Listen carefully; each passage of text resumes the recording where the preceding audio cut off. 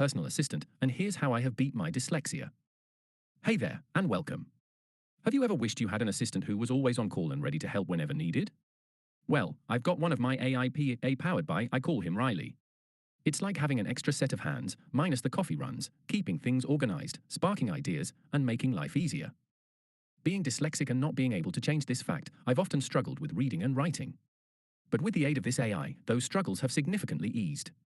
There have been numerous instances when I was stuck on a sentence and my AI PA suggested the perfect word. When juggling multiple tasks, it reminded me of an important deadline. With its assistance, I could even write a whole book. But for now, I'm happy with blogging. Seeing how technology can enhance our writing capabilities and open new horizons is empowering. Oh, is that a good read? But what it isn't is humanized as a conversation, like if talking to it. Got it, Alan. We must transform this great read into a real conversation that feels like you're just talking across from a mate. I'll reshape it so it flows naturally, like a proper chat, bringing in warmth, personality, and that effortless IU connection your mentor emphasized. Here's your new conversational version. Strengths and weaknesses. Alan, thinking in pictures, living in creativity. School in the 60s? Yeah, it wasn't built for kids like me. Have you ever sat in a classroom and just not got it?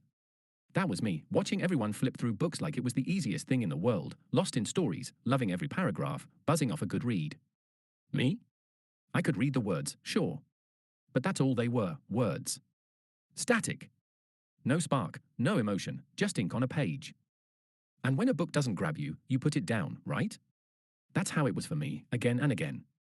No hooks, no reason to stick around. I wasn't against books, I wanted to love them. I was well gel with anyone who could dive into a novel and get lost in its pages. But for me, reading was work. It wasn't an escape, it wasn't effortless, it was a task. Words didn't work, so I found something that did. But here's the thing, reading wasn't my world, it was images. They were. I saw life in pictures, in motion, in color. My brain just worked differently. Where words felt flat, visuals came alive, they spoke, told stories, and connected ideas.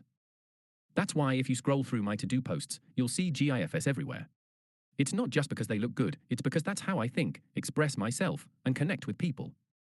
Dyslexia didn't close doors for me. It just made me open different ones. Fast forward to today, Ari's got my back. Back then, school didn't have space for kids who processed the world like I did. There was no AI, co-pilots, or help to bridge the gap. But now? AI is my 24/7 PA, always there, always making life easier. It helps me structure my thoughts, refine my ideas, and turn my creativity into something tangible. If my brain works in pictures, AI helps me bring those pictures to life.